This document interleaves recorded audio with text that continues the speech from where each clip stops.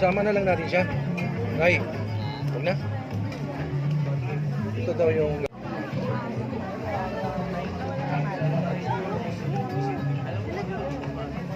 Sir Mix, ito yung ano ng lola mo, diba? Ay, sa mama ko. Yun ang wala pa. Wala ba? Yeah, pero promise, di ako nakapag-review. Ito tacos. Tapos pag may basketball game, Okay, Rob? May isa pa?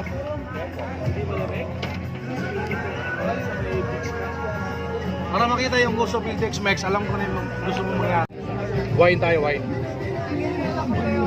Kakawa lang ng wine. Ah, sige, sige. Sama ko na lang. Sama sa picture.